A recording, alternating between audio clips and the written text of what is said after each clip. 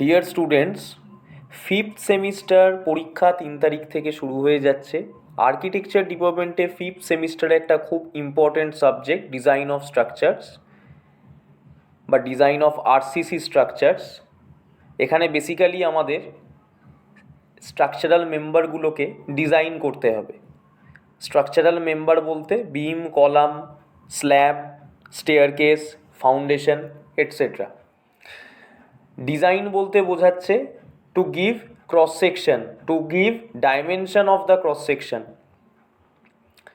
তো এখানে টোটাল 5টা ইউনিট আছে। আমরা প্রত্যেকটা ইউনিট ধাপে ধাপে আমরা একবার এখানে আলোচনা করে নিচ্ছি। প্রথমেই যেটা রয়েছে দ্য বেসিক্স অফ আরসিসি। আরসিসির পুরো কথা reinforce cement concrete. Normal concrete বলতে কি বোঝায়? বেসিক্যালি নর্মাল কংক্রিট কিছুই না।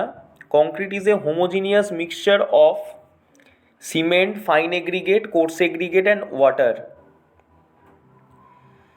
এখানে আমি বাইরে থেকে আলাদা করে যদি রড প্রোভাইড করি কংক্রিটের মধ্যে, সেই জন্য এই টপিকটার নাম হচ্ছে আরসিসি, রিইনফোর্সড সিমেন্ট কংক্রিট। আমরা বাইরে থেকে রিইনফোর্স করলাম অ্যাজ এ স্টিল। কেন আমরা এই স্টিলটা প্রোভাইড করছি? Because normal concrete weak in tension, tensile stress normal concrete নিতে পারে না, খুব সামান্য পরিমাণে নেয় কিন্তু বলা যায় নিতে পারে না। দ্যাটস ওয়াই আমরা এখানে স্টিল প্রোভাইড করছি।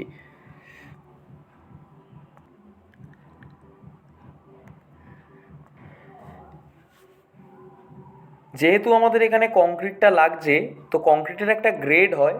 এই গ্রেডটা দিয়ে আমরা বেসিক্যালি যেটা বোঝাই সেটা হচ্ছে স্ট্রেংথ অফ কংক্রিটটাকে ইন্ডিকেট করা হয়। বিভিন্ন ধরনের গ্রেড হতে পারে, M15, M20, M25। তবে মিনিমাম গ্রেড যেটা আমরা আরসিসির ক্ষেত্রে ইউজ করতে পারি, it is M20। M for mix, 20 is the characteristic compressive strength. Characteristic compressive strength মানে আফটার 28 ডেজ কংক্রিট যে স্ট্রেংথটা অ্যাচিভ করবে সেই স্ট্রেংথটাকেই আমরা বলবো ক্যারেক্টারিস্টিক স্ট্রেংথ। যদি M20 গ্রেড কংক্রিট হয়, তার মানে আফটার 28 ডেজ এই কংক্রিটটা 20 নিউটন পার মিলিমিটার স্কোয়ার স্ট্রেংথ অ্যাচিভ করবে। আমরা একটা কংক্রিটকে গুড, ওয়ার্কেবল কখন বলতে পারি? তার কিছু কিছু রিকোয়ারমেন্টস থাকতে হবে, যার জন্য আমরা সেই কংক্রিটটাকে গুড বা বেটার বা ওয়ার্কেবল বলতে পারি। সেই রিকোয়ারমেন্টগুলো কী কী? The aggregate should be hard and durable. এগ্রিগেটটাকে শক্ত হতে হবে। The aggregate shall be properly graded in size. প্রত্যেকের সাইজ অনুপাতে সেগুলোকে সাজাতে হবে। The water used while mixing shall be free from organic material. যে জলটা আমরা কংক্রিটে মিক্সিংয়ের সময় ইউজ করব, সেই জলটাকে ফ্রি ফ্রম সল্টস হতে হবে। না হলে কী হবে? আফটার হার্ডেনিং দ্য কংক্রিট, কংক্রিটের গায়ে সাদা সাদা প্যাচেস আসবে, which is not desirable to us, right? তো এই কন্ডিশনগুলো মেনটেন করলেই আমরা সেই কংক্রিটটাকে গুড কংক্রিট বলতে পারি।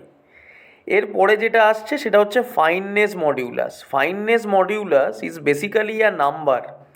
এই নাম্বারটা দিয়ে আমরা কি বুঝতে পারি? এই নাম্বারটা দিয়ে আমরা এগ্রিগেটকে ক্লাসিফাই করতে পারি।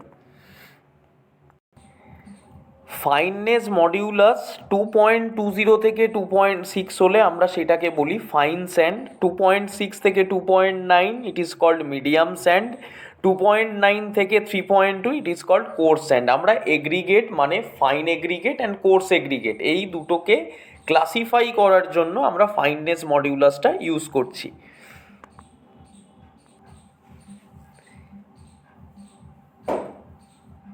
এরপর আমাদের একটা নিউ ইউনিট, সেটা হচ্ছে design of column by working stress method. আমাদেরকে একটা কলামকে ডিজাইন করতে হবে ওয়ার্কিং স্ট্রেস মেথডে। জেনারেলি ডিজাইনের ক্ষেত্রে 3টে মেথড অ্যাভেলেবেল আছে: working stress method, limit state method, ultimate load method. এর মধ্যে আমরা ওয়ার্কিং স্ট্রেস মেথডে আমাদেরকে ডিজাইনটা করতে হবে। আমরা ডিজাইন অফ কলাম শুরু করার আগে আগে জানতে হবে what is column. Column is basically a vertical member. It carries axially load or eccentrically load. আর একটা টার্ম কলামের সাথে, সেটাও খুব important, that is slenderness ratio. Slenderness ratio is the ratio between effective length to the